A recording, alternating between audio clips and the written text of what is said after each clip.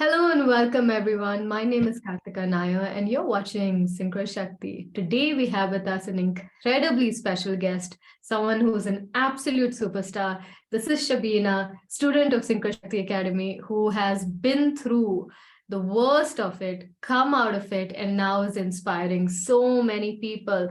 Shabina's story is not only about physical issues that she came out of, the hurdles, but also the mental hurdles that came along with that. So I'm very, very proud and very excited to welcome to our YouTube platform today, Shabina. Shabina, thanks for being here. Thank you so much. Thank you so much for having me here and holding this space for me. I'm excited. So let's begin immediately with the big question. Share your story with our audience in a way that they see the actual struggles that you went through. So would you be open to sharing the whole story with us? Yeah, it actually has two parts, till 2020 and after 2020. Super. After I met you in 2020, actually. Okay, so I'll be asking you questions here in between and like kind of cutting you off here and there, but just start. Yeah. So till 2020, I was like struggling all the way. I was trying to figure out a way to go forward, actually. Since my childhood, I had this deep faith that I'm born here for a purpose. And it's my duty to figure out what my purpose is and then enact it over here.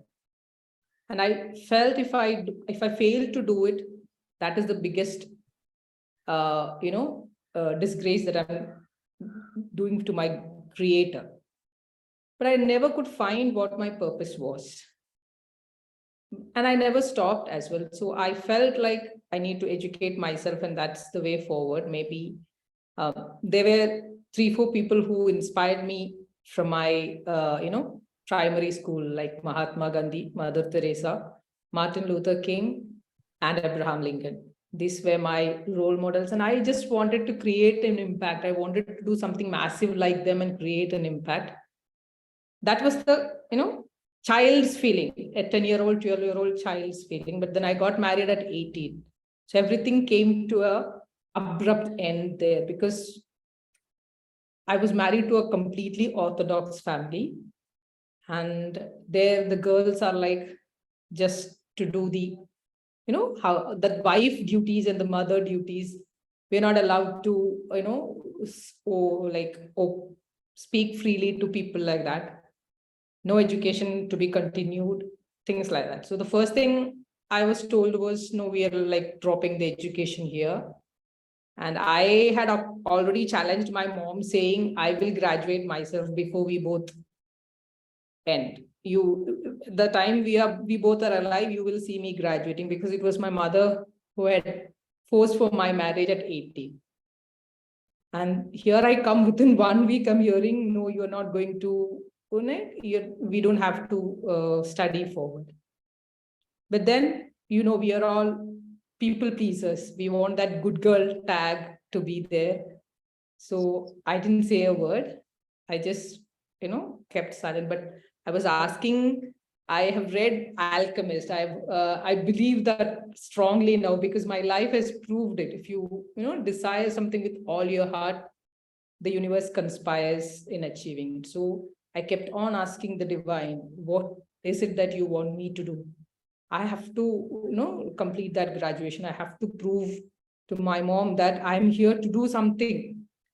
And a girl is not to, just be in the kitchen or look after the kids and do the cooking. No, that is not a girl. The girl too has something to contribute her. It's not just that she only has the nurturing side. No.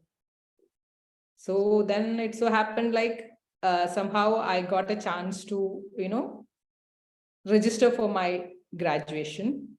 And my husband went abroad actually for 2 months. So immediately after 2 months after our wedding. So that's where he thought he'll get me admitted to a college for the time being till my paperworks are done, so that I accompany him there. So I got an opening there. And then I registered for my graduation from there. And then I didn't leave it there. I did it in secrecy because within 1 month of me joining the college, I tested pregnancy positive, and then I had to stop. And people felt everybody in the family felt I have dropped it there. But in secrecy, in my rest time and my sleep time and all, when I am in my room, I started learning. So nobody knew, even my husband did not. He came back after 4 months. So even he didn't knew that I was preparing to give my exam. So I gave all the 8 papers together in the second year because first year exam time, I was in the hospital for the delivery. And there I continued my graduation. When I completed my graduation, my husband was like, he came to know it. Like before I was appearing for the exam itself, he came to know that I'm serious. And then he started supporting me. So that is the thing. Like if we decided and we are determined to do it, we prove that we are serious. People who were against it will come in favor of us. So you're saying that it's also an energy of not shaming yourself, not fearing, really 100% your energy stood up with you. And that is what allowed others to also stand with you.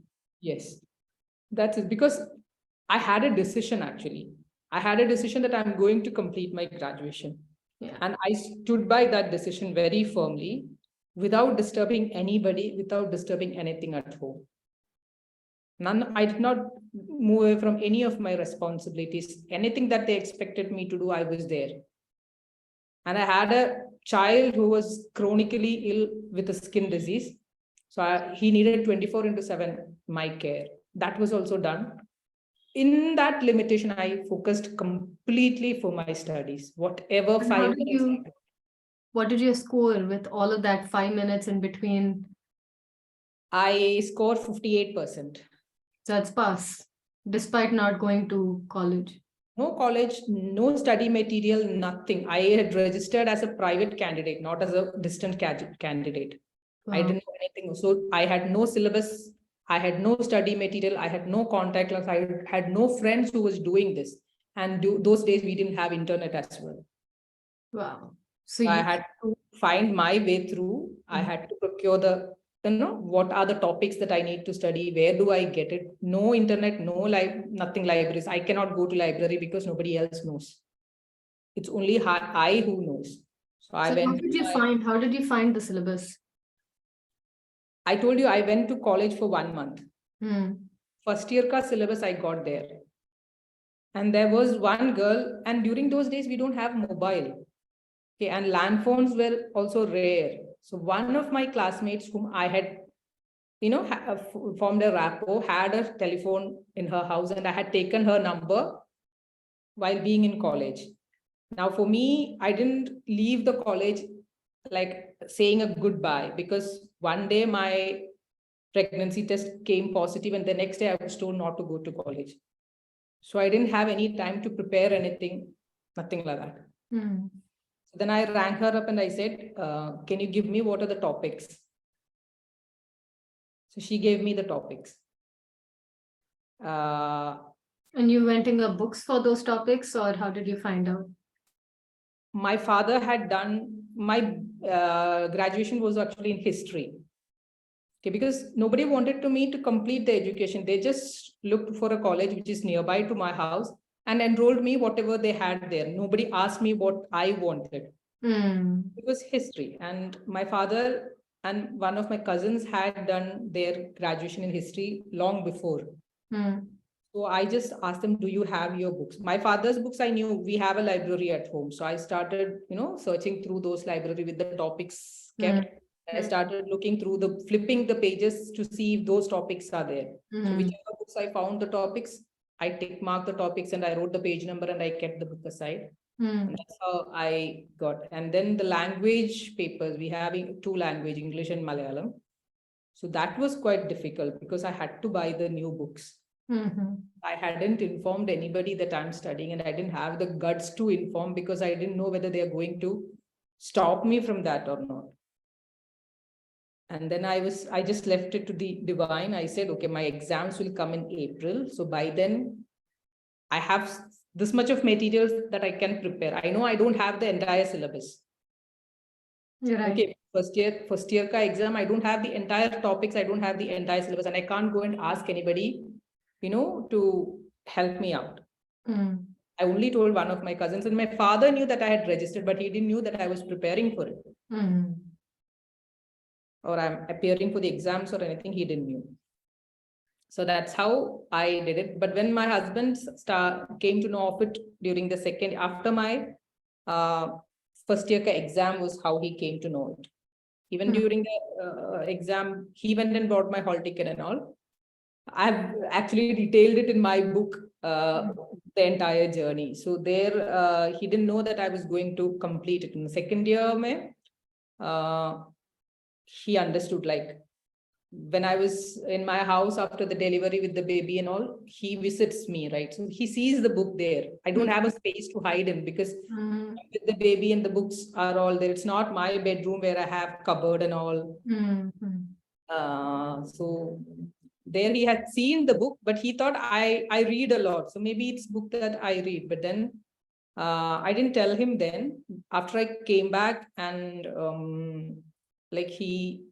I used to hide my books, but somehow he came to know. I told him, like, I had to register for the exam and I needed his help. So that was when I told him, like, I am doing something like this. I won't disturb anything. And I am not saying that I'm going to, further my studies or going for a job or anything, but I wanted to complete this. Graduate. Yeah. Okay. So then what happened after your graduation? After my graduation, he was so happy with the result, because in between those struggles, I scored that much. In Calicut University, it's really hard to get 60% marks. Even the first rank holder is somewhere like 60 or 61, below 65%, something like in history and all. Scored 58, and he was so happy. And even his uncle was there, my father-in-law's brother. He's a professor at Calicut University. So he said, she did it in spite of all these, without going to college and all. So you have to, further her studies, let her help her out for that. And then he enrolled me for my master's in English language and literature. That I attended in a private college only, not a regular college, because I had the baby. The baby was still ill and I had to take care of him as well. So the conveyance and all was kept in mind, and I completed it. There was a lot of challenges happening there. The 2-year course, I took 5 years to appear for all the papers, just to reach into the exam hall. It's not that I wrote the exam and I failed, but I wouldn't be in the exam hall. Something or the other would happen. And my mother was finally like, why are you so adamant? Even God doesn't want you to do this. And you just stop it. And I said, I didn't say anything to her. I just told to myself, I know God wants me to do it. That's why I'm doing this. Right. How I completed. Right. I remember your words there. See, trust the process. There is a divine timing for everything, and surrender to the process. Right. My mantra always: surrender to the process, trust the process. So tell us more about the health journey that you faced after that. Health actually started when my baby was young, but nobody diagnosed anything then. I had like pain in my legs, back and all. So it was not that much of hindering my life or something. And it was acute during winter, but still it was bearable. So nobody does. So I was told, you're breastfeeding now. That's why calcium deficiency, all those stuff. But when the second baby was born, it started getting worse. And we did X-ray, but they didn't find anything. And by the time she was 3.5, 4, somewhere like that, it was diagnosed like I have slipped discs. And then my doctor told me, you are the doctor and you are the patient. You just need to change your lifestyle. You can only manage your pain. There is no definite cure for this. Whatever branch of medicine you follow, So in allopathy, they said it's surgery is their dead end. That is also not a complete cure. Lifestyle has to be changed and surgery need to be repeated in 10 years time. So the doctor said, don't go for it. You're only 32, 30, going on 33. So it's not the time to go for it now. We'll think of it when your life comes to a dead end, you're not able to do anything. Okay. Till then, you resort to other means like physiotherapy or Ayurveda or something like that, where you can manage your life. So that's how it started. I looked for physiotherapy for a while. Before, in between 2013 was the first time I got, into bed. I was in my office and I couldn't move at all. 2013. 2013. 2013, you couldn't move. You were on bed rest. I was in my office that day and I couldn't even breathe properly because of the pain. I couldn't stand, sit, nothing. So they took me to, they had a vehicle and they took me home. From there, we did the MRI and we did the X-ray again. And they said, I need to be on complete bed rest with medication. And for 2 weeks is what they said.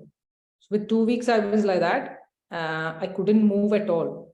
So that's how it went. And then he said, your life has to be changed. You should not bend. You should not walk. You should not stand long, like more than half an hour, something like that. We should be very careful here onwards.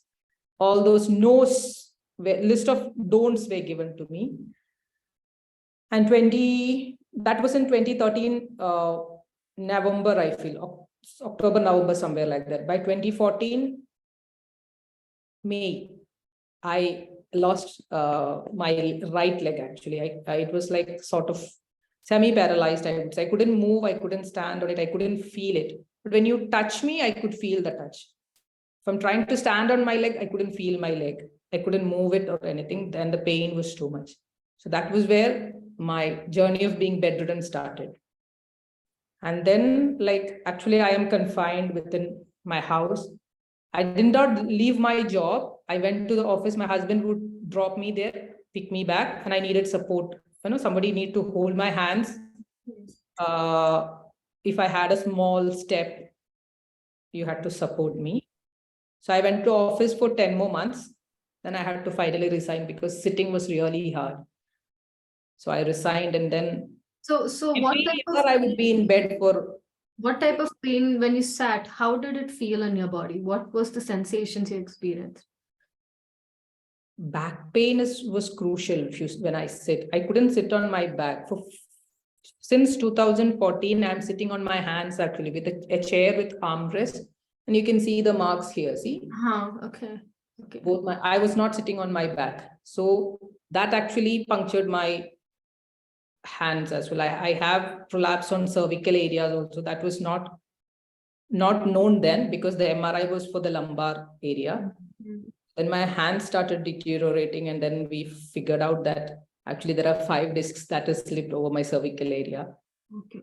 So I shouldn't strain my hands like that. Okay. So then what did you do? How did you overcompensate after knowing that the issue was I had to leave my job. Then my life was like majority of the daytime I would be lying down. Little bit I will go and cook for half, I will cook something and then I'll come and lie down, then go and cook the curry, then come and lie down. So you still expected to cook and clean even though you were in absolute. I was not cleaning because that was not possible for me. The household chores I had to take care of. The kids were there.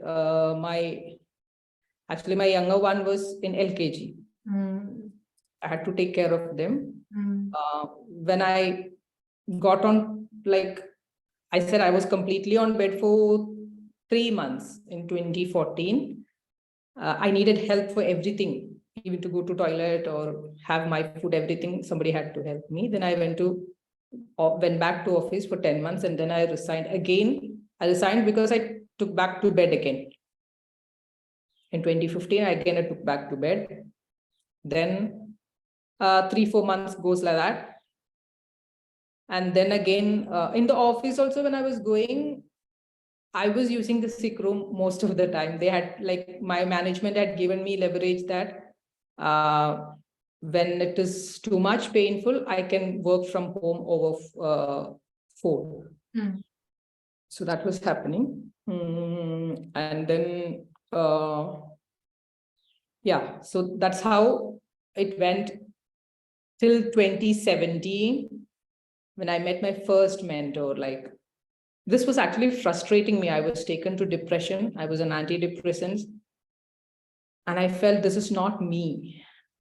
I couldn't agree what was happening in my life. I couldn't, because that thought was annoying me. How can I lie down on bed without fulfilling the purpose of my life? Yeah. That was even more painful than the physical pain. going through the actual physical pain. So the mental thing was little too much for me. And then you have everything on a halt. Nothing works for me. I can't sit, I can't stand, I can't walk. Everything is confined within these four walls. If I had to step out, somebody has to hold me. And then even when I'm walking, I was lame. You could figure out that there was something issue with my leg. People would stare when I walk. That was something which prevented me from going out for 1.5 years, because I didn't want to be that object of stare. And I used to feel like if I go out for a movie or to for a shopping or something, people would be like, this girl is sick. Why is she, coming out like this? Can't she be at home? Because my family has to hold me if I have to walk. She's stopping everybody. Why should she be like this? Can't she be home? This was the question that was happening inside me. You didn't really hear people outside saying that, but that's what you thought was what happening. I thought. I never heard anybody say this, but constant thought inside my head.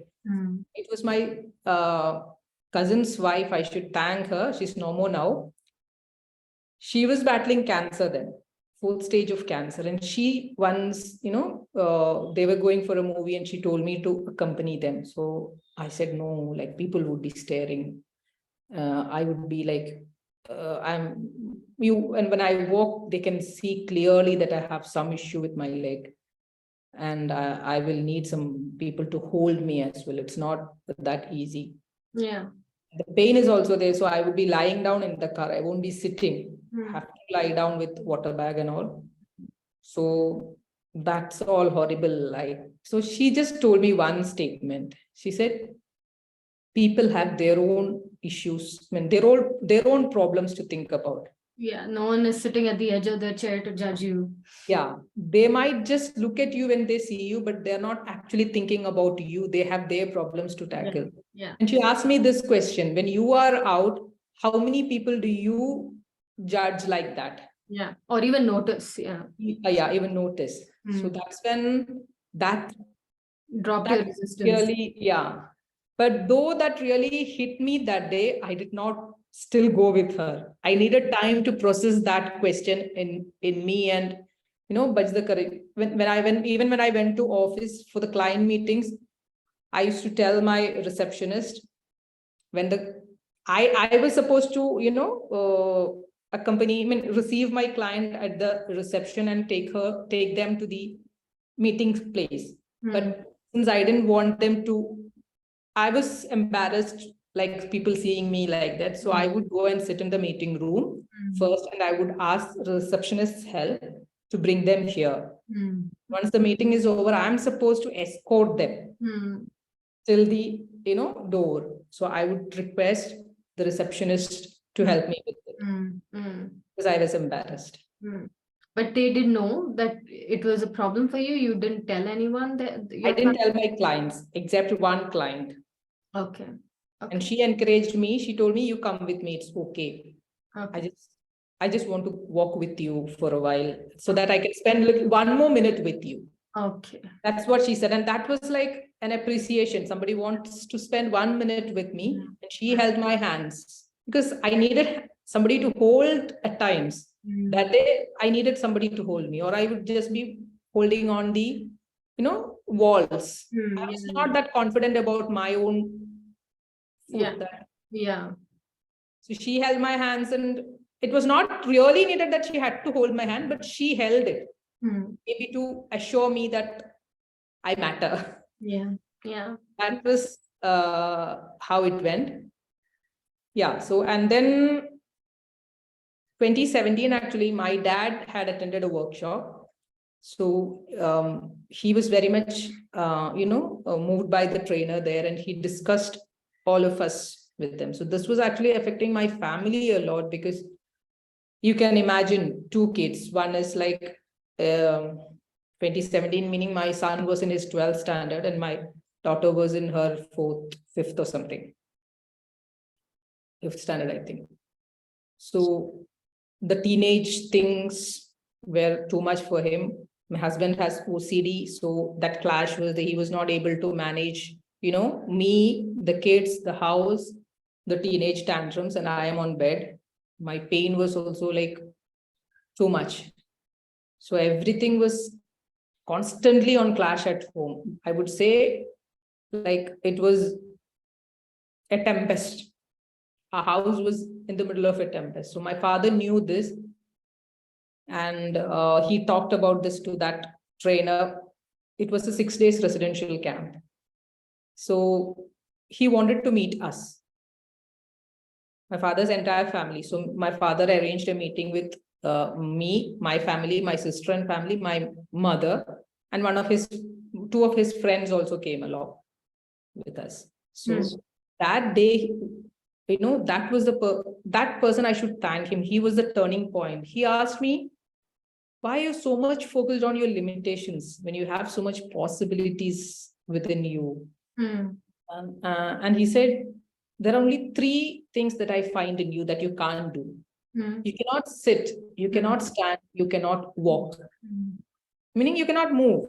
And I said, isn't that everything? If a person cannot sit, stand, move, or walk, what is that person going to do then?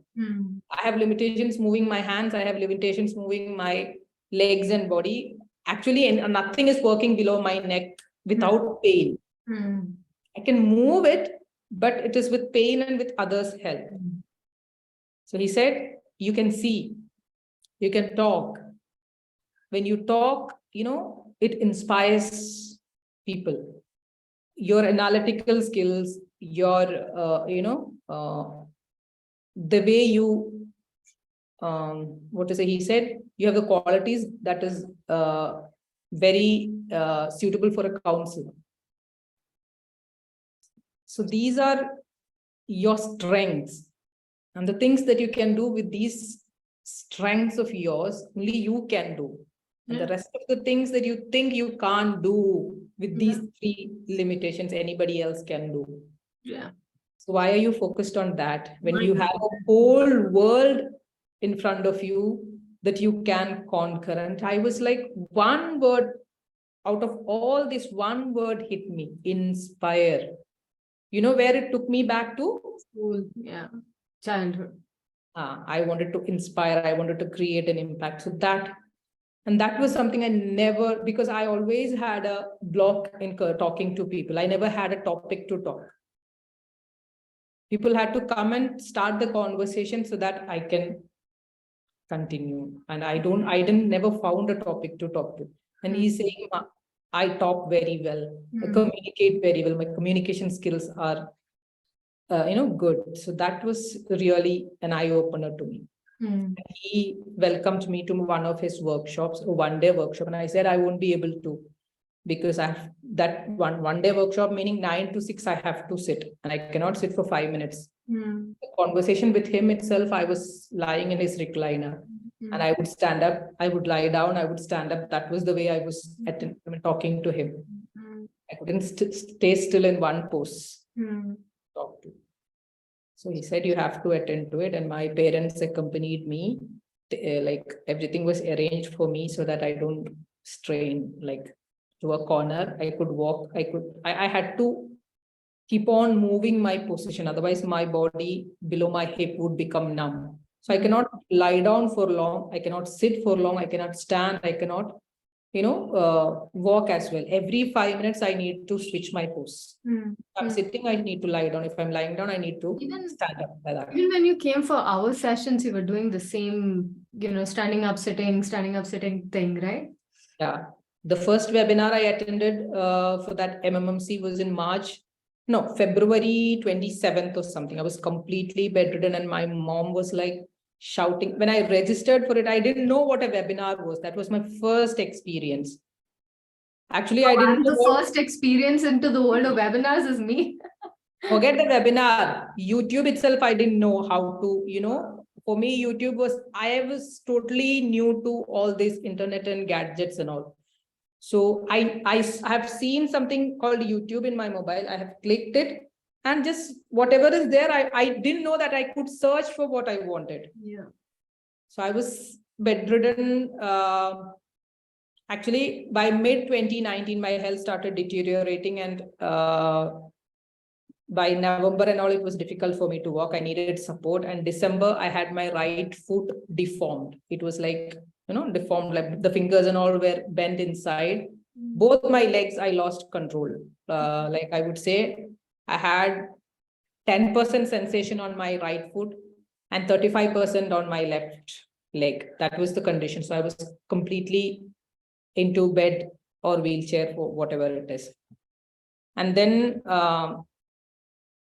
December, January, February, all in bed. Only I would be up to go to the toilet. My mom would help me to the toilet and for food. The rest I'm in bed. And in traction as well. So 5 hours I was in traction.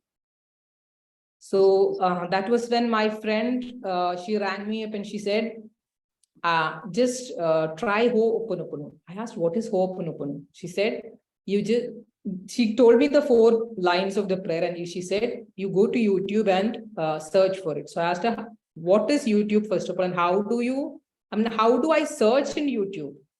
How do I find it? So she said, haven't you seen that? I said, yeah, I've seen that button and I've seen videos there, but I don't know. And you won't believe me, when I opened the YouTube, I didn't know that if I touch on one video, that would come to the full screen. I'm just opening and watching as it plays now. As it plays there, okay. Yeah, that's how I have watched it. So she's the one who taught me, like, you can do it like this. And that's how I watched your Ho'oponopono. Your video I watched, and at the end of the video, you gave an opportunity to register. It was difficult for me to, type in all those things to register because of the pain. I used my daughter's help to do that, and I registered. And after while registering, I didn't know what webinar is.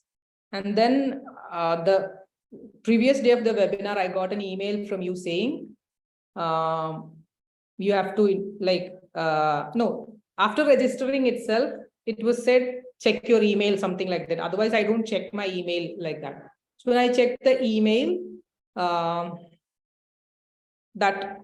it was said the link was sent or something like that. But I got an email the previous day saying, notebook, pen, water, and 90 hours where you are 90 minutes, yeah. 90 minutes where you are not disturbed. That's when I understood it's going to be 90 minutes. And you have asked for a notebook and a pen, and I know I cannot write, so I was like, okay, what am I going to do now? But I have to, something inside told me I have to attend it.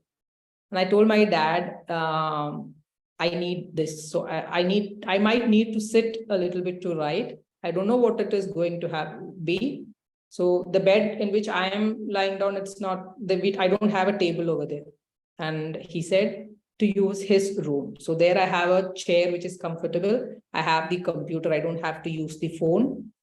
And then I didn't have a lap then.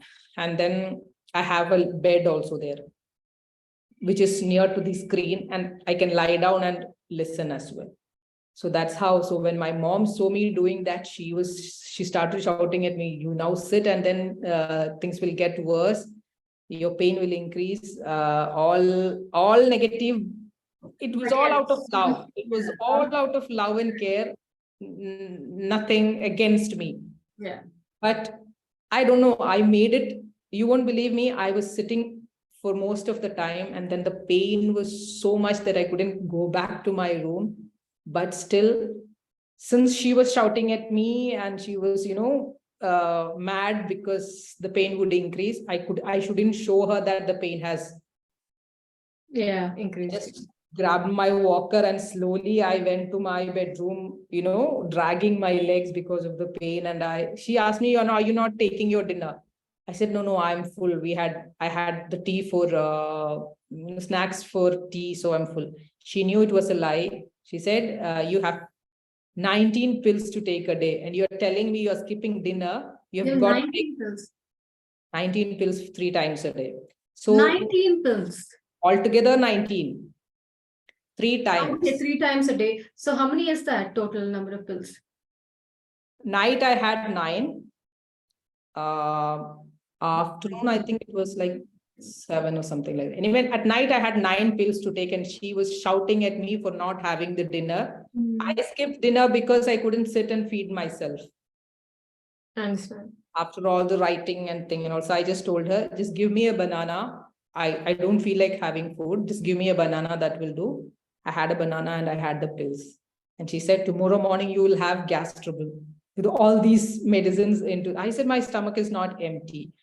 And I told my daughter to get me one more banana without saying my mom. So that's how I attended the webinar. And then after that, I told my father, it was like in between the webinar itself, towards the end when we had to pay, I told him. Join MMMC. MMMC. It is this was the class about. I wanted to join it, but I don't have my cards, nothing, because I was taken from here. They were carrying me to the hospital, and I got discharged and I was taken to my parents' house. I have nothing with me, not even my purse, nothing. I was taken to the hospital, right? So I told him, but I don't have my card and we need the card to pay for it. So what made you think in the moment while going through your first webinar that you need to join this MMMC program? What made you, in midst of all of that, you could have just gotten up and just left the webinar? What made you stay? What made you buy into MMMC? And that was like, I think, one of the first batches of MMMC also that you were attending. I told you I was looking for a way to figure out what my purpose was. Yeah. So that was a light that I saw at the end of that dark tunnel. I just saw a light there, and I wanted to grab that light.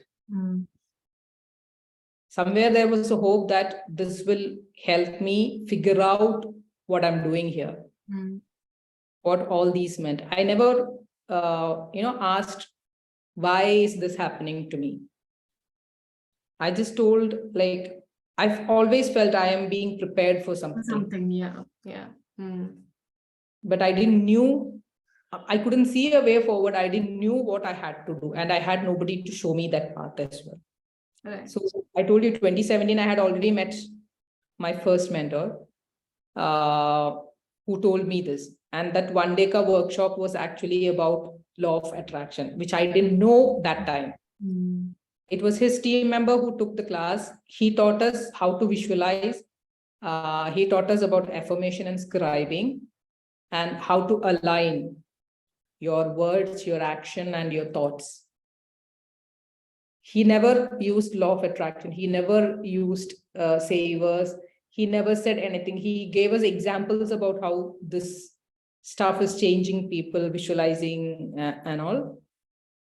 So that's where I got introduced to affirmation and visualization.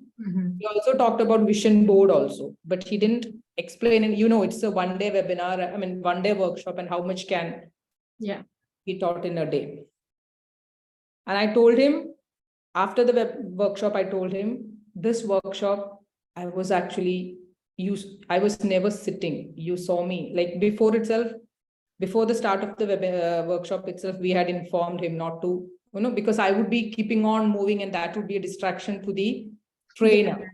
Yeah. So we had informed him my condition and told him not to worry. I will be in a corner. My parents were also there to help me. So they had to help me get up the chair. I couldn't get up myself. So my mom and father had to For everything, I needed their help. So 3 people would be moving around, right, while he's teaching. So we had told, and my chair was placed a little bit without disturbing the rest of the class.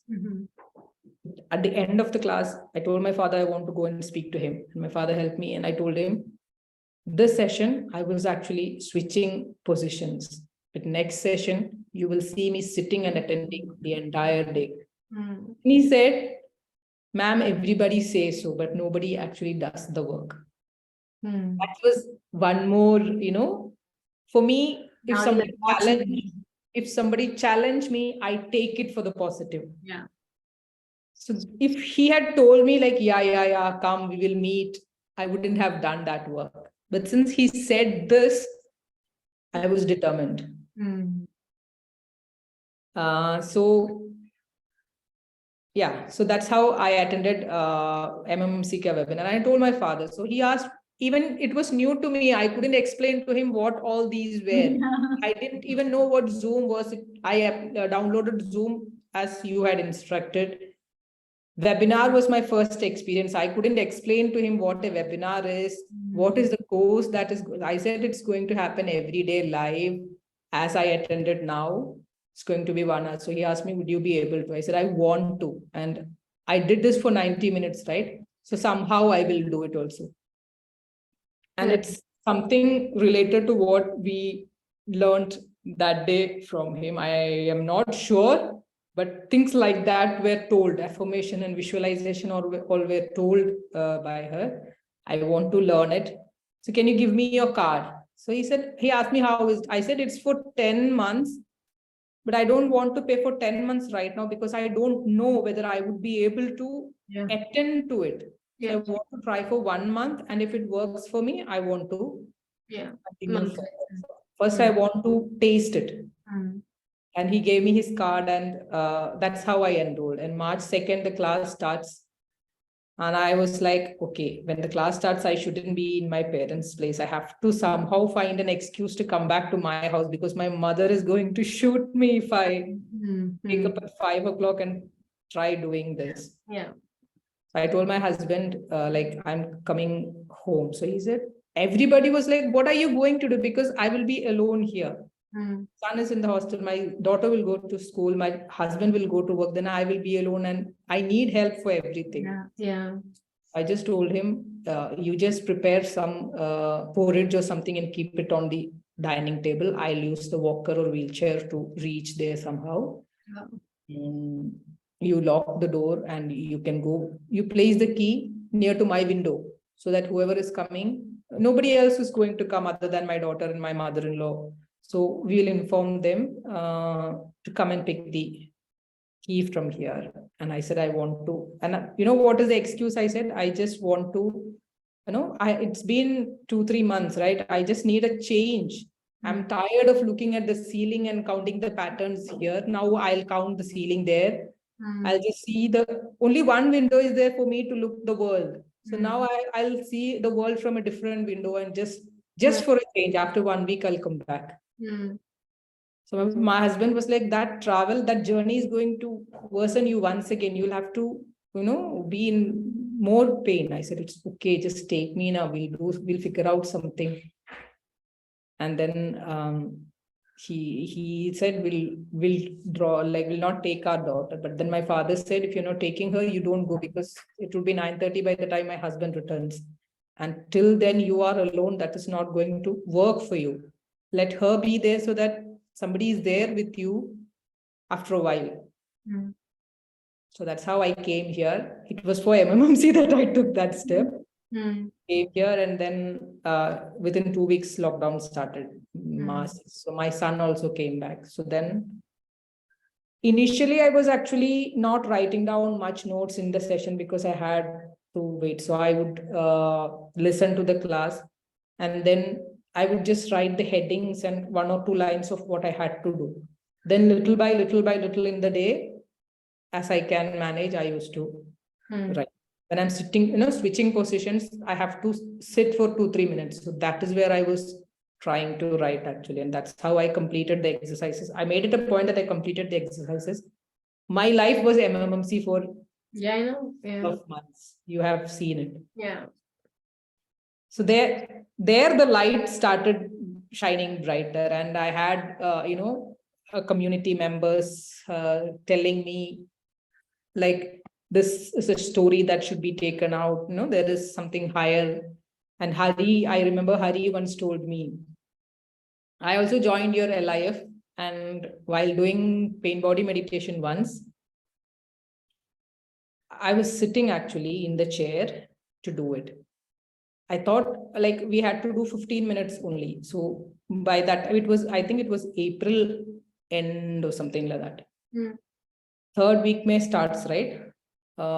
Pain body. So it was April end something. So I was able to sit by April. Mm. I had overcome the pain by sitting. Yes, with the support of my hands, I was sitting. So that guided meditation was 15 minutes. The week 3, it was my week 3, and I was trying to do the meditation. I locked the door. I don't know why I locked the door. And I was doing the meditation, and suddenly I did it for 15 minutes. And that day there was some issue with my son, actually. That was the first pain body that I took. And I thought again, I didn't feel that ease. So I thought one more time I will do, and I started it. And it was not that same incident that came on. It was totally unplanned. I didn't plan to take it. Somehow the incident came to mind and brought up a ton of pain. And a ton of it. And it was a really intense one, really intense one. We actually had a family conflict between my husband and his brother. So it was that came up, and it was very intense because police cases were filed against both of us. We had to, we were homeless because of that. We couldn't come to our place for 9 years. We were staying somewhere outside with our kids. We were alone. So you can imagine the trauma that is associated with. There were 2 police cases. Okay, so lot of drama was there, and we actually didn't do anything. Everything was a misunderstanding, actually. Okay. It was a misunderstanding. Yeah. So that popped up. The trauma related to that, or whatever it was, my vision blurred. I was like actually I already have issues sitting. So from the chair, I could see I was, slowly slipping away. I couldn't stand, and nothing was working. I couldn't come out. My balance was gone, and I didn't know what to do.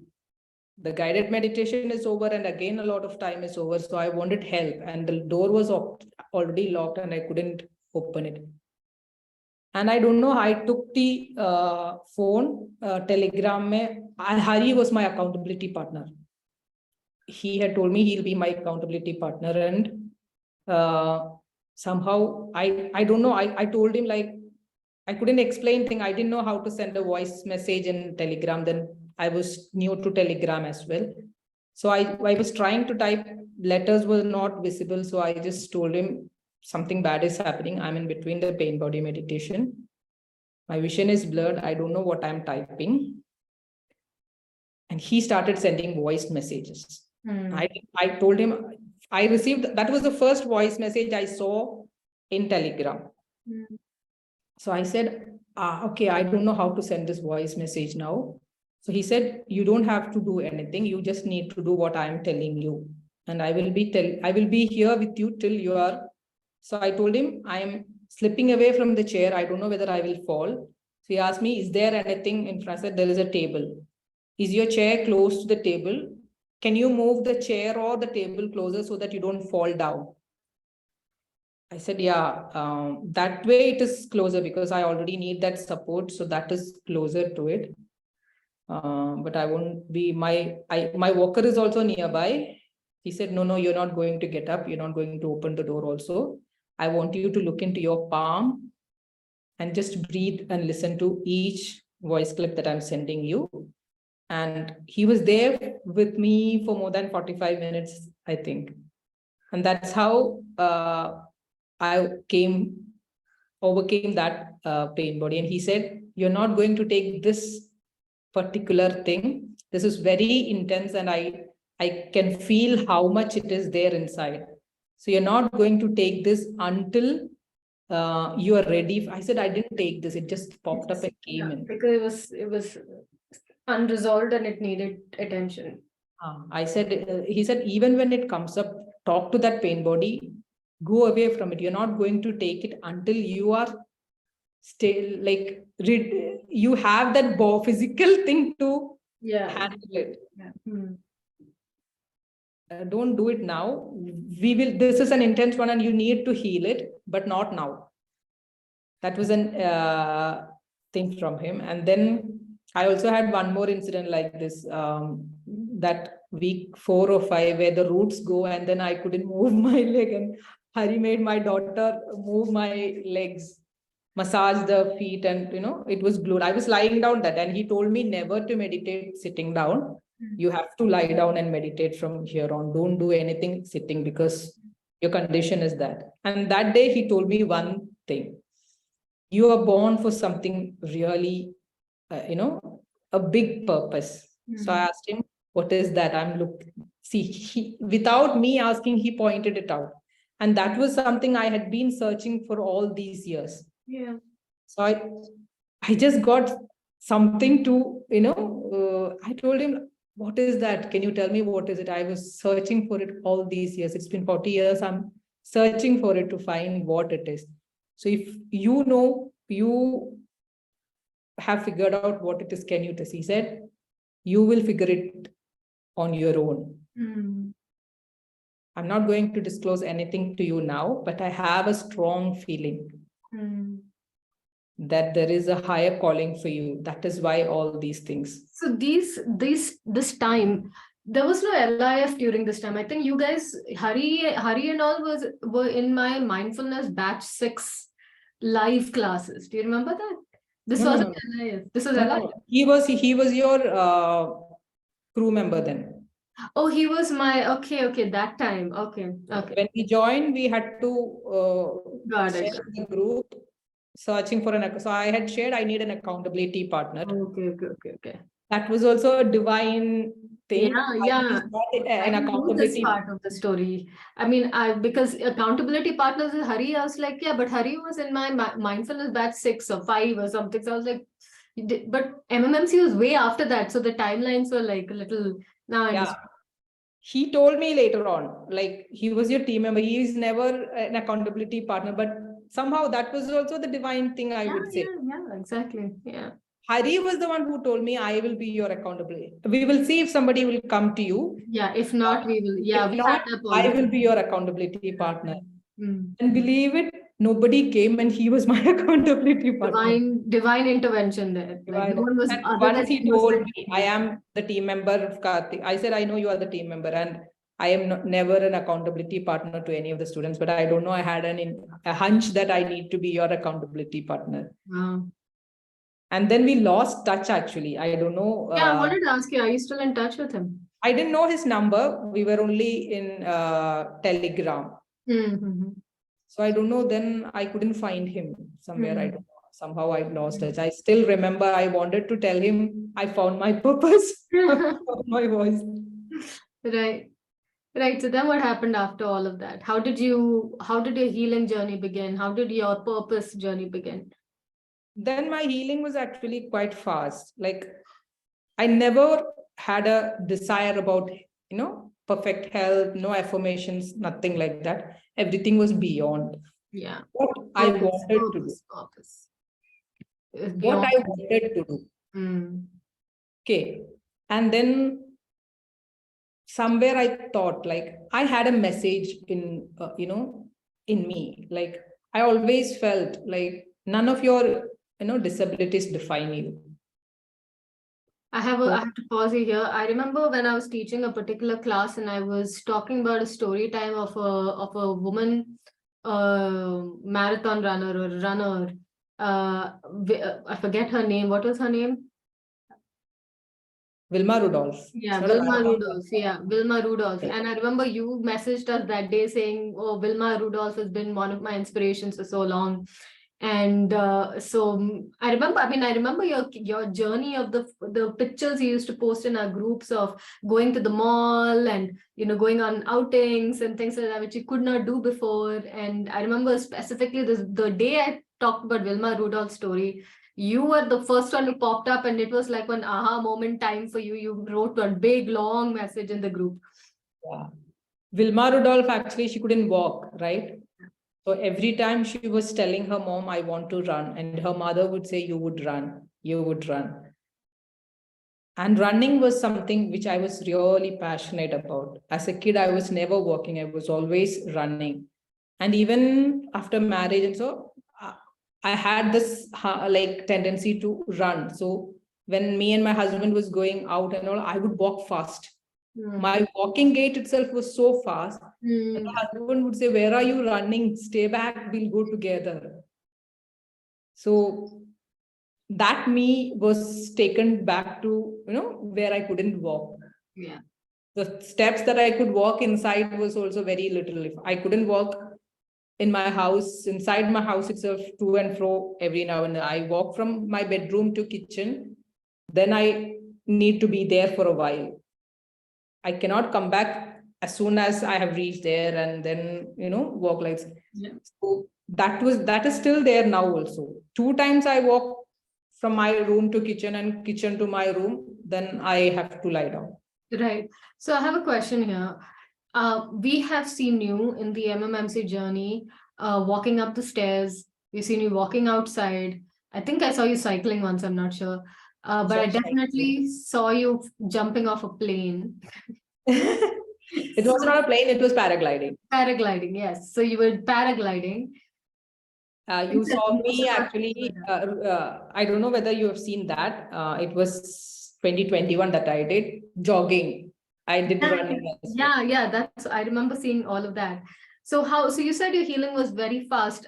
Do you contributed to one? You said that your goals are much beyond the disease, so you got there faster. But also your pain body meditations, all of the emotions that were stuck in the body, did that also lighten the load for you to continue your healing? Yeah, of course. I actually married MMMC and LIF together. Yeah. That's how I worked on me.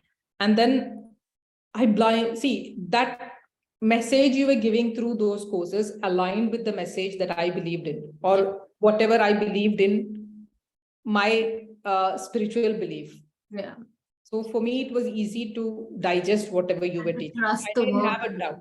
Yeah, you never doubted. Yeah, that's a good lesson. You never doubted it. You knew this was the truth of it and you went. And that's the magic. That the reason that I asked that question is because there's a magic when you merge healing with creation, with manifestation process. We had like this really fun question yesterday, thing in yesterday's meet and greet where Anjana was saying that from her side of things, she walks straight. She doesn't look back at the past.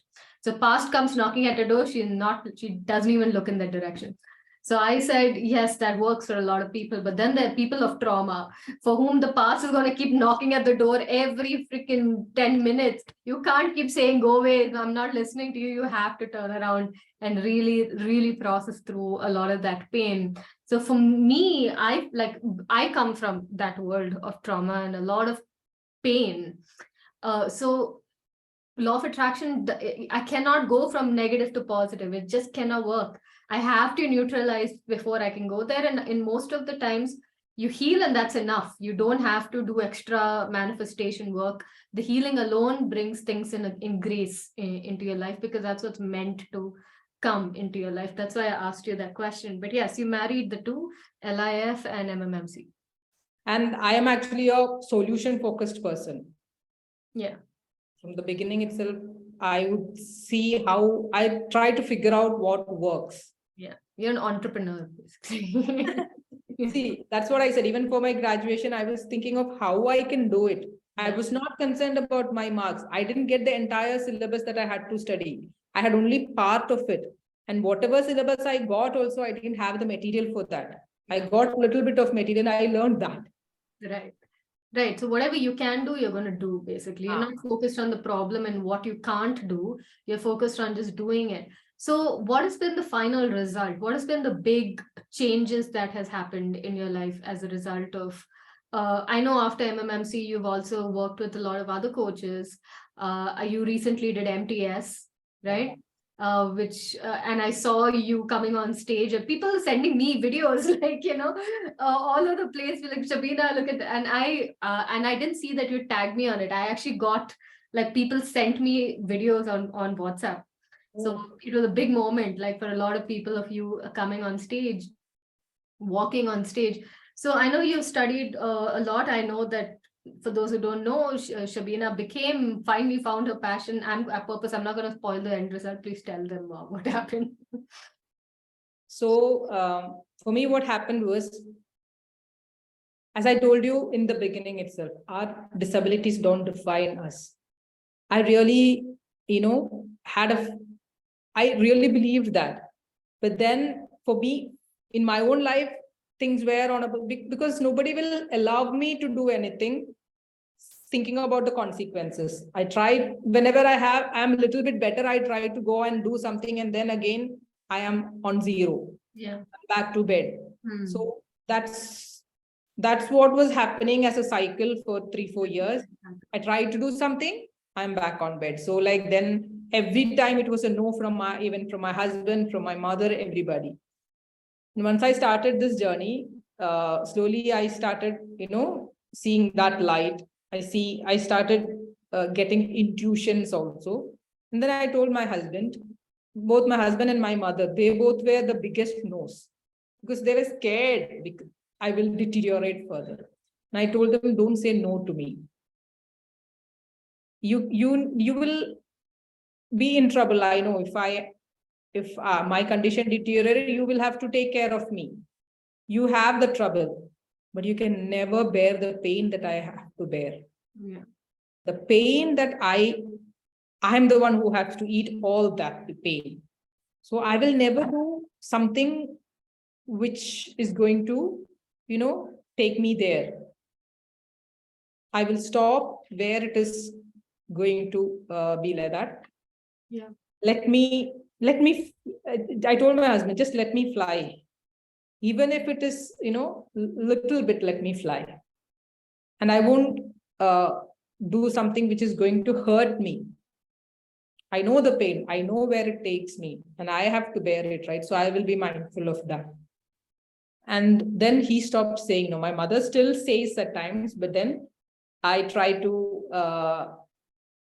I can stay away, because whenever we both are connecting over phone every time. So whenever I hear something like that, I hold the phone away. And then once that is over, I keep it. Now she knows if she's watching this interview.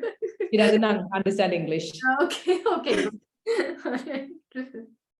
So that's how I keep away from that. And I also tell her, please don't, like the MTS that I attended now, I didn't have the health to go to, because see, I'm sitting here right now, it's paining, and I definitely have to be taking the painkiller after the session. For me, maximum is 15 to 20 minutes that I can sit. And then the pain starts. Now, if I have to stand from here, they will have to help me stand up. Okay, and then I need my painkillers, and then I need to lie down. Yeah. My next movements would be only tomorrow, because that is going to be, I know the thing. When you ask me, can I sit? That's what I said. Yeah, I can sit, because I know I have my painkillers ready. Okay. And I am not sitting like this for so many months as well, since June, I would say. So when I was thinking about MTS, I knew if I think how I'm going there, I am not going to get there. Yeah. Because I couldn't sit those, like November 1st, I couldn't sit for 10 minutes at a stretch. I just want to pause here. I've done MTS. It was the most intense physical exertion of my life. Firstly, because I couldn't sleep after all that energy. So I would not sleep a wink all night. And then you get up in the morning and you're in full extreme, as much as your body can push, you're in that state, because you have to be high and you're in your groups and everybody's pushing, the energy is up, and you're I mean, there's so much of physical work, and you're on stage, off stage, you're dancing, you're going here, you're doing this. I don't know how I did it. My body was tested to a new level when I did MTS. So I can only imagine what a unimaginable hurdle it could have been in your mind if you had wondered how you were going to go through all of that. You would have I never thought how. you would have I never thought how I'm going to do it. I had my painkillers with me, and I told Suren I need a couch. So first day I told them, he said, yeah, everything would be ready. The crew, you can just tell the crew, I have already told them.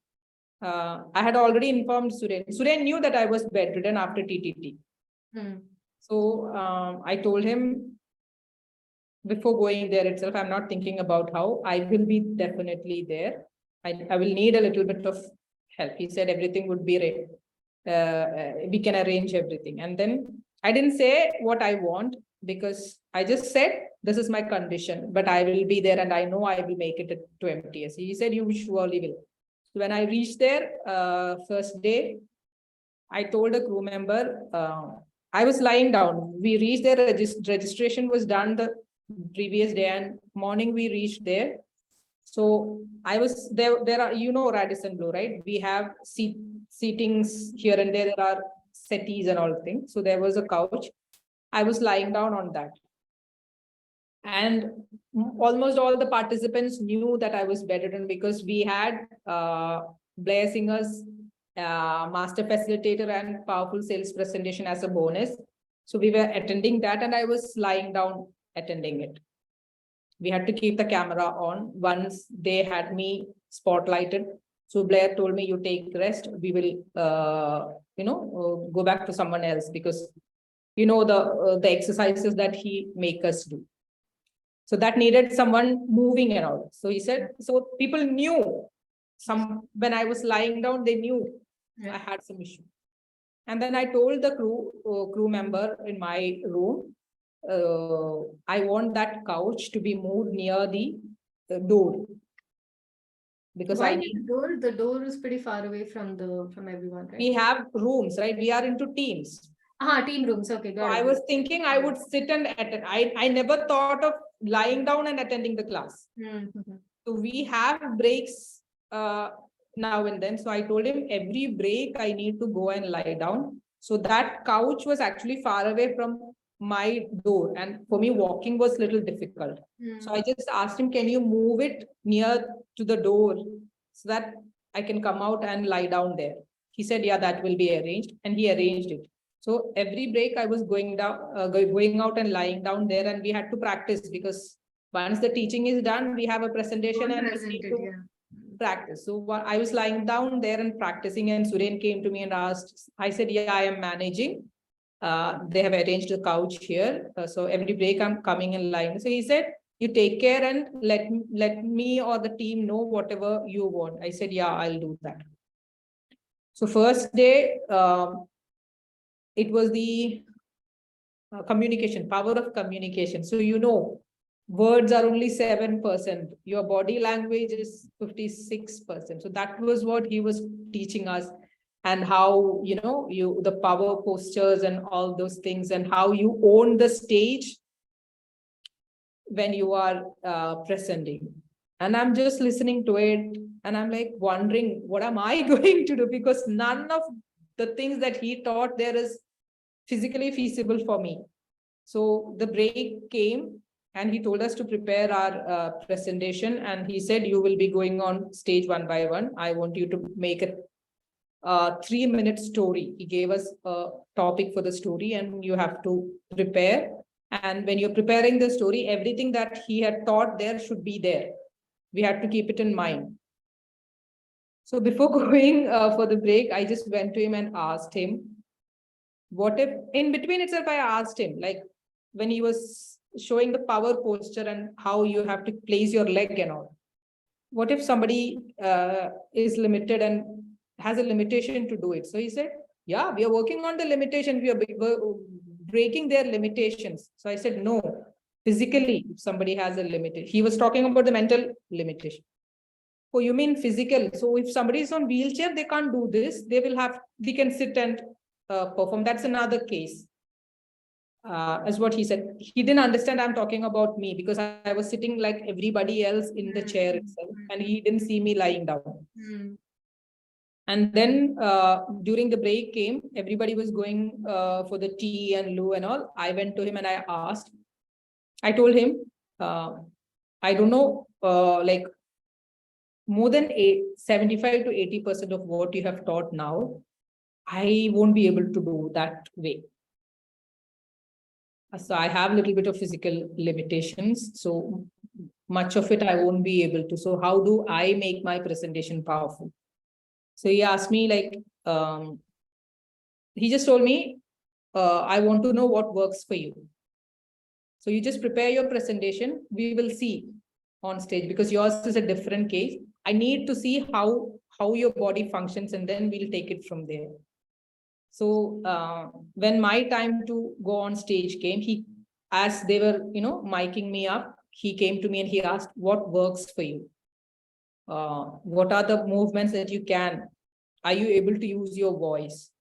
I said, as of being, now I can. But when the pain is too much, I have difficulty breathing itself. So then I don't know, but as of now, it works. And to an extent, I can, hide my pain from my face. Right now, you cannot, I'm sure you are not able to detect the pain on my face, but it's hurting. Okay, so I said that I have so many years of pain has given me that ability to not bring my pain on my face. So I said, okay, fine. I want to see you and then we'll guide you from there. So Thaddeus was miking me up and I told him, I need assistance to get on stage. I cannot get there on myself. I'm coming with you. Come, we'll go. And he was the one who helped me to the stage. That day, actually, I could get onto the stage with just one person helping me to the stage. So I presented there and it was an eye-opening. He told me, your voice is so powerful that has the power of everything in it. You just need to bring in the facial, highlight your facial expressions and voice tonation. You have the voice tonation also. Just need to practice more of it. When you're saying stories and all, bring facial expressions more. You don't need anything else. You don't even need your body there. Your voice is the magic that is your superpower, was what he said. And I was like, because I always was bullied in my childhood for my voice, it being masculine. So I heard your voice being masculine, but okay. Yeah, I was always bullied. Even after marriage, I was bullied about that. I receive a call and they would be like, sir, never addressed as madam. I don't hear the masculine, but okay. So depends also on so many other factors. But yeah, so he said that you had a very powerful voice. Yeah. Second, that day for both the presentations, I went on stage. I was sitting as well. Second day was Mac Attram. First presentation I went on, I was actually, pardon? Mac can be tough. He was. Yeah. First presentation I went on stage and Chinna was my crew. So she was there with me for everything. So it was getting tougher because of the sitting. Did you say Chinna? Chinna Raheja. Yeah. Okay. So she was the one who was helping me on stage to the stage. So she understood like it's hard for me to stand. So she said, shall I get you a chair? I said, I want to present standing. Let me try that way out. Even seeing me get onto that stage, Mac also said, just give her a chair. So she said she want to present stand because it was flip chart sales. That's the tough one. So we need to use the flip chart and all. You have to cut the pricing, change the color. Yeah. So my hands won't lift. Oh God. So the flip chart is a little bit, the board comes high, like. Yeah. So for me, when I started writing, it came from just below the midline. So I didn't have enough space to write all the 4-5 lines that we had to write. I started presenting by standing. Yeah, there was a template. I was like, we are going on stage without any practice, so we missed. So Max said after the presentation, you did it on 4 minutes, dead on time. Though you missed the template, you came back powerfully to the template. You did everything. Yes, you had challenges. Your body doesn't move as my body. I am able-bodied. It doesn't move, but when that sales pitch came, your body moved more than it was moving otherwise. And then he told me, before all those comments, he told me, you inspire me. I was like, why do I inspire you? So yeah, he looked to the rest of my team members and he just nodded his head. She inspires me. And he's asking them, does she inspire you? Okay. You want to know why? And then I couldn't stand. Okay. I just went to sit into his chair. They have a chair for that. So then that was like a little bit higher chair, a coffee. Yeah, I know which chair that is. Yeah, it's like a So, bar stool kind of a thing. So that was not possible for me. So then somebody came running to hold me, and then somebody brought the chair, and then I was seated. And then he continued. You had thousands of reasons to not be here, and yet you decided to show up. That is what I'm through this whole. You have 1,000 reasons to give. You had 1,000 reasons to give up throughout your life. Yeah. Throughout your life. Here, able-bodied people are giving up because they just don't want to do it anymore. But something in you keeps pulling you back, which is what is inspiring to a lot of people. I'm sure people have made it to this point in the interview. They're sitting and wondering what in you is the force that is pulling you to keep being here and keep sharing your message. And then, he made me do my sales pitch 2-3 times, like one more time after the feedbacks that he gave me. He said, I want you now to start from that story part and then do the pitch. So somebody from the crowd team asked, should they write for me? Because I'm not able to write on the flip chart, right? I'm sitting also. So I looked and I said, I don't mind, but if you want that visual thing, you can write. And Max said, nobody is going to write. She will be presenting and I want it just her. And then I presented. He said, you don't have to move if it is painful. I can see that the body that is suffering, I can see the suffering that your body is going through. I don't want you to strain it further. Just present it with your voice. And I presented, and I don't know whether you remember when they asked us to move to the end of that room. He had already told us 2-3 people should move and go there so that the trainer is motivated to continue. The presenter is motivated to continue. And when this happened, you mean run for the sale, to register. Social proof. So you want people to run to the back of the thing to say, okay, I'm buying your product, right? Yeah, that thing. So if nobody moves, we would be stuck there, right?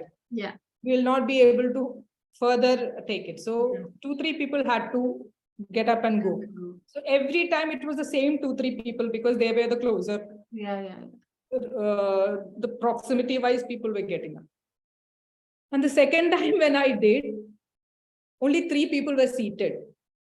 The rest, everybody was there on the corner. From the crew members also, like 1 or 2 had run, and even Chinna had moved. And after I presented, Mac was halfway and he came back and he just gave an expression. And he asked the team members, did you see that? What did you feel? Why did you run? I'm sure all of you did not run because I had asked you to run. I had only told 2-3 people, and every time I saw the 2-3 people run, I myself was running, and then I asked myself, where are you running? This is a presentation, stay there. And that's how I came back. And he asked Chinna, why did you move? Chinna didn't reach there. She had just moved. She just smiled because there was something in her voice made us move, isn't it? So they said yes. So then he asked me to look into everybody's eyes. That was my, like, Mac's room was my, breakthrough room. Mm. Mac's room is always, for me, has been the most intense room, but it's also the scariest room for me. Yeah. So he asked me to look into each, we were 16 people, so into 15 eyes, eye to eye contact, and he told them to look back into my eyes as I'm looking there. So 30 to 40 seconds to each eyes. And then I looked into his eyes because I didn't know what to do further. And then he asked them to close their eyes. And he told me to say something to them. And I don't remember the statement that I said, I just said something. And then he asked them to open their eyes and he asked, what did you feel? So they said the spirit connecting. So, and he said, that is why we all had the tendency to move. Her voice has that spirit. It is coming from the heart and it makes us move. There is a spirit connecting. And like, for me, that was the breakthrough, because even this time when I took to bed, I couldn't do it. This was the, like, of all these years, this was the worst of all, because I couldn't even feed myself. I lost movement of my hands. I had to keep my hands like this for two to 3 months. I couldn't put it down. I couldn't use it for anything. I needed assistance, even to wash myself. So, and I had surrendered to the divine, saying, I know you are, preparing me for something. I yet don't know what it is, but I surrender to you completely. Just make me a channel for your divine flow. I never realized he had decided to flow through my voice until Max said that. The spirit is coming from my heart and flowing. He used that same word. It's flowing through my voice and it's connecting to the other spirit. And her eyes, it connects. That night, as you said, I didn't sleep. It was 2 o'clock, we reached. And after that presentation, I had to have my couch moved to the room. After that, I was never sitting. I was lying down in the couch. They moved the couch to the room, and from it was the midday on the second day. Then rest of the class, I was lying down. 3 days I was on the couch. 4th day I was on the floor, because because of that cushion, the pain was again got worse. So I was on the floor for 2 days, last 2 days. Back in the hotel at night, I couldn't sleep. I was just lying down. I need my roommate to go to the toilet, actually. I wanted to go and look into the mirror. So if I switch on the light, her sleep would be disturbed. So I didn't want to switch on the light in the room. I don't know, tears were just flowing down my eyes. I couldn't just control it. I was not sad, actually, but some revelation was happening. So something inside me told I want to look into my eyes, because that was something he said. I never connected with anybody through eyes. I have done mirror exercise, but I realized I never connected with myself, even through looking through my eyes that day. Somehow it was 4 a.m. or something in the morning, I went to the toilet. It was hard for me to, there was this much of height difference between the room and the toilet. So I went on to the toilet. I hung on the door frame and I got into the toilet. And then with the support of the wash basin, I just switched on the light and I'm looking into my eyes, like tears are just flowing. And what I saw in my eyes that day was something magical. It was not something I saw. Maybe it was my soul. Maybe it was the divine. I don't have words to describe it. But then my day was never the same after that. Then the next day it was Blair's room. You know what happens there. So our elevator pitch was given. And then for me, I had taken my target audience as people with physical disabilities. So my presentation was based on that. And after the presentation, he keeps on asking us questions about our story to bring in that flavor. So he kept on asking me questions. And he said, he got into my elevator. Like we are the one who reached that, but he asks question, right? So my elevator pitch came out like this. I'm on a mission to help people look through their limitations, find their strength, and discover what they are meant to do here. So I said this, and he asked to the team members, do you have limitations? So they said yes. And then he told me, it's for everyone. Yeah. Okay, and then he said, repeat that again. So I said that again, and he said, say it's for everyone. And I said, it's for everyone.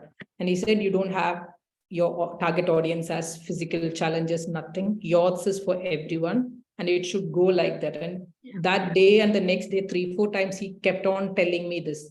Your message is for everyone, remember that. And he said one line like, we all are disabled.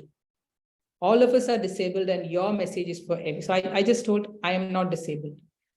And he just asked what? I said, I have difficulty walking. I cannot get onto this stage. I just asked them to help me.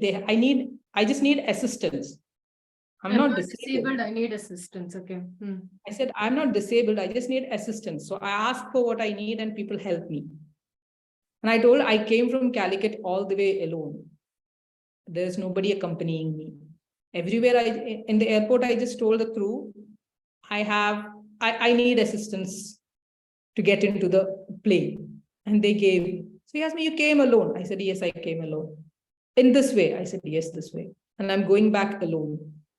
And he said, yes, I can see you are not disabled. Yeah. You all have disabilities, but you are not disabled. So I said, it's just a mindset. People look at the dark side of our life, but I just hope they see the light in us. So and that is my message. Yeah, you were getting to that. I want to pause you here and ask you this question. This whole interview, we're talking about how, despite you've gone through the worst of the worst. I mean, health is wealth. And to not be able to live and do all of that, I cannot imagine the burden that you've carried. But at the same time, everybody is going through some burden that they are carrying. It may not be physical, it might be mental, it might be social, it could be relationship, it could be something that is the weight of that on their shoulder makes them want to fall down, and then they somehow get up, and they fall down and they get up, and sometimes they want to give up.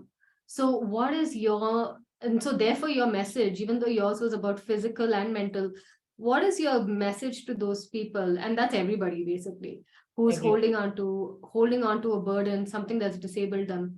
What is your message for them? Actually, as you were listing the disabilities, I was like, I have had relationship issues, as I just told you, 9 years. I have had financial issues. I was homeless. I was living on a rent. I had health issues. I had issues with my education and everything, and to the extreme, I would say. Yeah. Everything was to the extreme. That's what actually my book is, my story. Yeah. Everywhere, every message. Then I did not learn the message. Okay, only after 2020, when I started my journey through you, is how lessons started coming. Okay, this lesson I learned from this experience. And the message that I learned from my life is all of us are perfectly able to do what we are meant to do. You might have heard the saying, do not go and teach a fish to climb a tree. Do not teach a monkey to swim. That is what we are focusing on. Everybody has one or the other strength. See, I just realized my strength is this. 2017, somebody had told me you inspire, the way you speak inspire, but still it didn't lighten me. Wasn't your time yet. He had told me you had 2 organs working without pain, your eyes and your mouth. Still it didn't strike me. I had to go to MTS with all those difficulties, my body not working. I told you I was lying down. Third day, second time I couldn't get onto the stage for the presentation. 4th day, my presentation, 3rd day, actually, second presentation, I went in front of the audience. I was sitting just below the stage and I was presenting. 4th day, I couldn't even move. I was actually using a wheelchair there. since the second day to move around. So fourth day we were in the Larry's room. So Larry told me you can sit down and lie down and present. So there also I had to switch my posture because the couch was really my whole body, my legs got numb. So they had to, Pooja was like massaging my foot, just to moving my foot. And then I just said, I prefer to sit. I want to try sitting because it's hard to lie down. And when I was sitting, I said, I think I'll present now because I want to present. At least by sitting, I won't be able to go to the stage. So I was feeling very bad, okay, because I'm there for making the stage and I have to do it without going on stage. Third day, I thought, okay, fine, for tomorrow I would be able to go to stage. But here I couldn't even go in front of the audience to present. And then Larry asked them to turn their chair around and face me. And one line I said while we were sharing the feedback, I said, I was very, I was feeling so bad that I am here for making the stage and I cannot go on stage. But I realized one more thing today. When you own your power, the stage becomes where you are. Exactly. The whole world is a stage. Yeah. Where you are becomes the stage. It comes to you. So that's what I witnessed today. And fourth day, the final presentation was lying down on the floor. They just stood behind. Fifth day also, we had to club in all the thing and we had to give a 20-minute presentation. That was also lying down. And I knew I won't be able to be on stage to collect my certificates. After lunch break, after the presentation is over, I knew that certification ceremony was going on. So from my presentation was done before the lunch break and my team members had to present. Two of us presented before lunch and one had to present after lunch. So I was just giving auto suggestion to me, affirming to me that I will go to stage. I just told Shabi, you are going to the stage to collect your certification. You will be on stage. And I started visualizing that. Being on stage, I just visualized me holding that certificate and the photo with Blair. And I kept on telling me, you are going on stage. And when the certification came and we were lining up for it, so the crew member came and told me, we will get your certificates here. I said, no, I'm going on stage. And she just looked into my eyes, said, if somebody can hold me, I will make it to stage. And she was staring into my eyes. Tears were flowing down her eyes and she was giving me thumbs up and she was not moving. I felt she was surprised. And then she said, yes, we will move to stage. And that's how that video came. Yeah, that video, I'll link it in the description below so people can have a look at what that looked like for you to actually move your body and get on stage and take the video, take the picture. No, the certificate. Yeah, the certificate. Take the certificate. I couldn't stand on my leg, actually. You can see in that video, each trainer is holding me when I'm with them. Yeah. I'm leaning on them, not my legs. Yeah.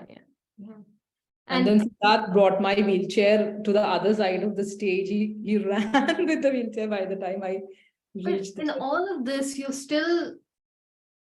your mind has never gone into, oh my God, poor me, look at me, everyone else is like this. That is what is standing out about you, which is what your book is about. So can we wrap up today's interview with you telling us more about the book and the message that you have for people? Yeah, this is actually the book. So this book is actually, there are 13 chapters. I have your book. Yeah. So it's my journey and what I learned. There are 13 concepts and most of them I learned from you and how I linked. See, you just mentioned people are attached to their past, or someone told you that they don't look into their past. But I have a quotation which I derived from Steve Jobs. Steve Jobs said, you can only connect your dots backward. I reframed it saying, you have to connect your dots backward in order to move forward. Because I feel every episode that is happening in my life is a chapter, a lesson that is there to teach me something. So I go back and I try to find out what it is teaching me. I may not understand it then, but 10, 30 times I questioned the same experience. So this time, see, again, I was taken to bed in a very bad, pathetic state, I would say. And I realized God wanted me to realize it's my voice. Voice, that is your power. Yeah. That is my power, and I need to start speaking. As I said, I never go, I have issue even doing videos. Somebody has to talk. You are talking to me, you are asking me questions, I have a topic to speak. Otherwise, I'm just blank. When the camera is on, I'm just blank. So I need to practice that and take my message. My message is this: you're perfectly able, no matter what your physical condition is, your financial condition is, your familial condition is, your social condition is, whatever it is, you have one strength inside you. You just need that one strength. For me, maybe this is that is what all I need. Yeah. These 6 months, which I was lying down, I published my second book. I became a freedom finisher with Siddharth's community. I took part in Super Speaker, and I got selected to the level 2, round 2. Now, Super Speaker video, it's just 90 second, 60 second, 75-second videos. I couldn't stand for that video also. Like the last video that I submitted, I was 3 days in complete pain. Extreme pain, I would say. And my doctor was like, if you don't stop now, the treatment is not going to affect you. Stop doing stuff. Please be on rest completely.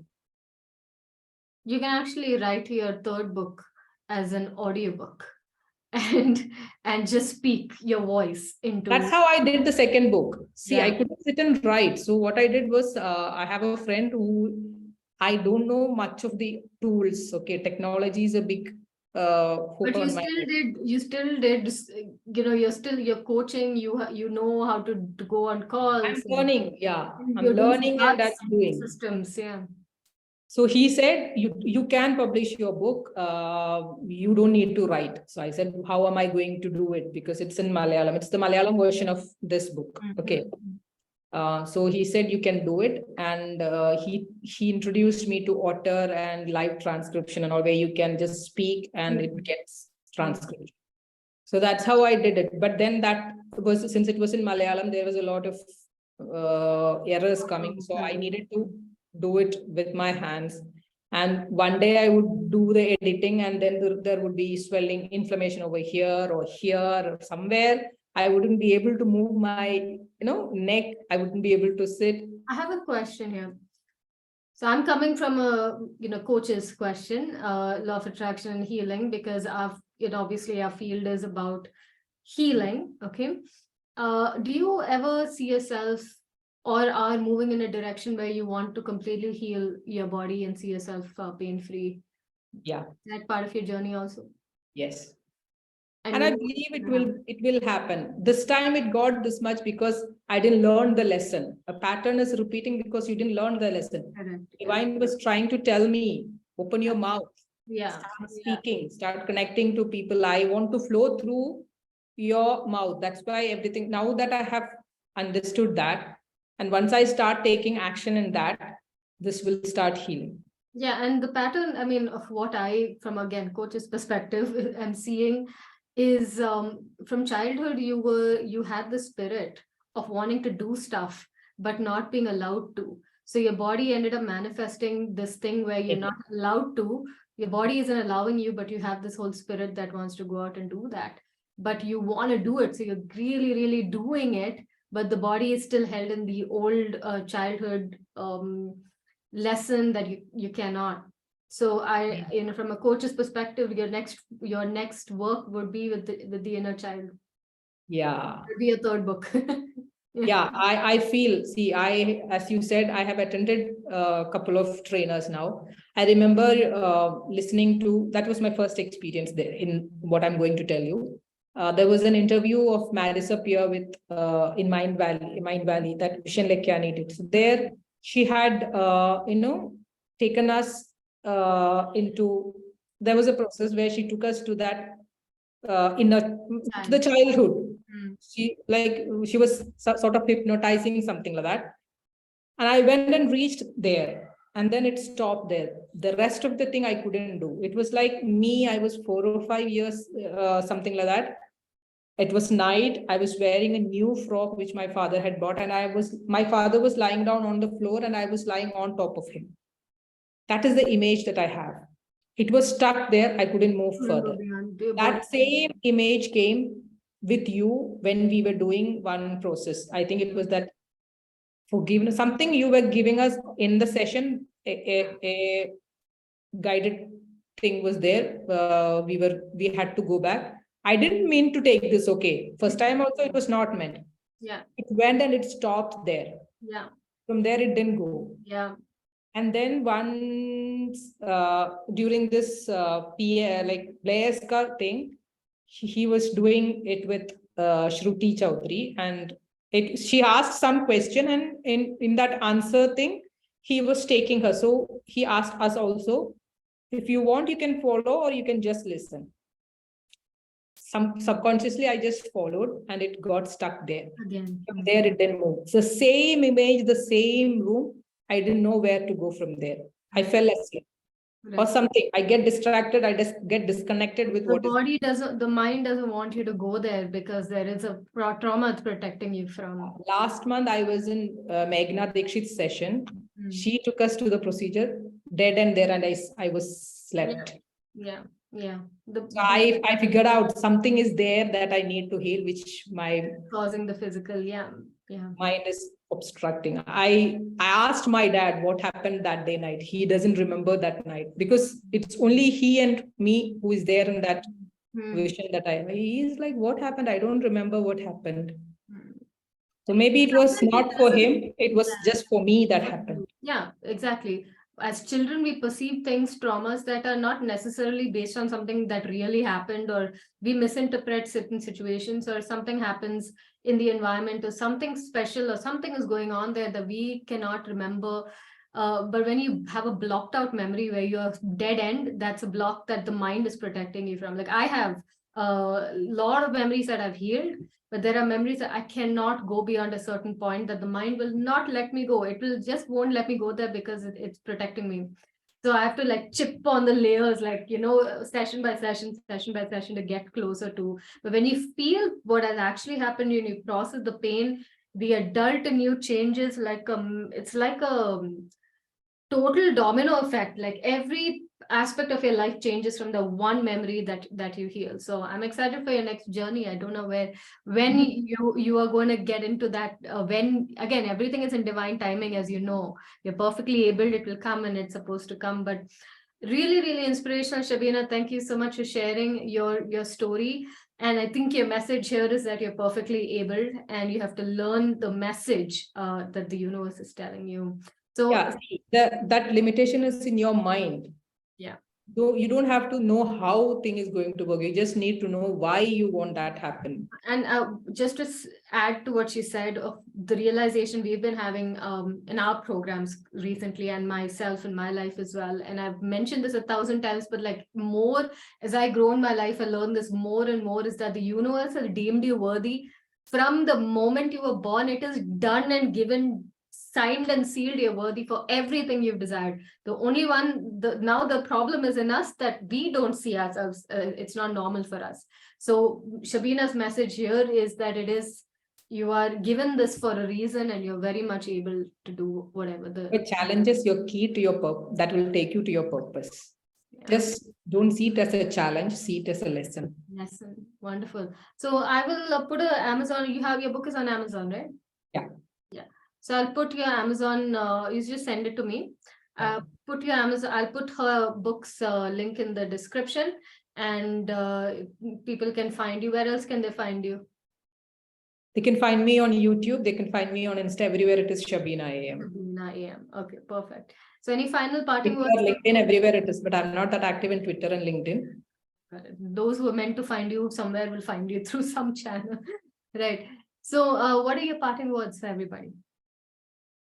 You're not limited. There is a lot of possibilities that is just there. Just, lift that shutter up, which you think is the limitation. That is your strength. That is your possibility. I felt my body was my limitation, but that was my possible. That is what opened me to my possibility. To your purpose. And now you are coaching, you have clients, you have financial freedom. I remember that post you made about having income after years of never having income. Yeah, my life was actually worthless. I had once told, when the lockdown started, my cousin brother, it was just not even 2 weeks. He just gave me a phone call and he said, see, this is too tough now. What is this lockdown? How can we sit at home? And he was like, all that being, confined into the house for 10 to 12 days was like taking on him. And I just listened to him and I said, it's only 10 to 12 days for you. It's been so many years for me. Or even that time I told him right now, it's been 3 to 3.5 months completely that I'm not out. Other than I goes to the hospital, I am not going anywhere. I am confined to my bed actually. It's been nearly 4 months now. For you, it's been just 10 to 12 days. And welcome to our world, how we are experiencing it. And that was the moment it opened his eyes and he was like, yeah, we never realized this. What is a blessing that we are having? And he was telling sorry to me, saying that he didn't visit me. He didn't realize what I was going through. Now he's able to, understand what people who are bedridden are going through. They don't have contacts. They don't have people. So he said, we need to visit you. I said, not to sympathize. I said, I don't need sympathy. I said, and he was like, not to sympathize, but to talk to you. We have a lot to learn from you, is what he said. Okay, and for that we need to, and he was saying his father is also bedridden due to old age. I need to visit my father and my mother every day because my mom is a carer and she is actually confined. It's been 20 years, my father is bedridden now. And I need to, so that was an eye opener for him. Yeah, see, your voice is inspiring, even on a phone call. Yeah, so that's what he said. And I told him, see, people who are in prison, people talk about their human rights and their miserable life, but for them it's for a couple of years they come out of it. But people who are actually confined within the four walls due to some physical illness or disabilities, theirs is a lifelong thing. So that is the actual prison, I would say. And once you learn to look beyond that prison, your life was never in prison. It was you and your mindset who imprisoned it. For me, it was me who imprisoned me, not my situations. Because if it was like that, I wouldn't have been for MTS. How did I make to MTS in that situation? That was because I just locked that door open. I was out of that jail. My body is not my jail. My mind is beyond my body. It's more powerful. And the body goes with the mind. Once you realize this, there is no limitations for you. And that is my message as well. Please open your mind. Be open to your mind. Never judge it. Thank you, Shabina, for the message. It goes for everybody who has a limitation. It's just there to learn through it and not a permanent death sentence. Mental limitation as well, not just physical. Yeah, mental. I'm talking about mental limitation here is mostly, but also physical. Thank you so much, Shabina, for sharing your story. We'll link up your stuff in the description. You guys can connect with her. And are you still taking like clients and things like that, one-to-one? Yeah, I am. Okay, so with that, we will end it for today. I think anybody who's still sitting and wondering, I can't do this because of something today, will realize that, okay, maybe that's just a mental prison. I can still go, because Shabina is getting up from the floor and walking up on stage, presenting all of that through agony. I mean, we get one tiny little pain and we lose our mental, emotional, everything, all our balance, and you've gone through all of that and still been hitting the targets, writing books. I've not written a book. Okay, I'm writing a book, but I haven't finished the book because of some in my head. I'm like, okay, if I spend a few more years discovering more of myself. I'm going to have something worthwhile to write. Although I have plenty of things worthwhile to write right now. It's in my head, another limitation now. Oh yeah, you should wait a few more years. No, uh, everything is in divine timing of this moment. See what is wow for you now, what comes out of your heart now, and you're really inspired. So thank you, Shabina. And I think that's a good ending point for the interview. What do you feel? Thank you so much. Most Your things to come, that can be your second book. You can write your first book now. Yeah, that's another thing. I have so much to write. How many books can I write? How many books will people read? I know, I know. I work through it also. But yes, definitely very inspiring. Thank you so much. And now I'm putting your body in a state of Yeah. light, that the next few days are easy and that you don't have such a ricochet recoil effect of sitting here for nearly more than 2.5 hours. So I'm not even going to edit this video. I'm just going to upload it the way it is. You. Thank you Thank again, you so much. Shabina. It was a Thank joy. you so much for having And me. guys, please type in the comments what you took back from her interview, and please thank her for sharing her story as well. So thank you all so much for watching, and I'll see you in another video. Bye. Okay.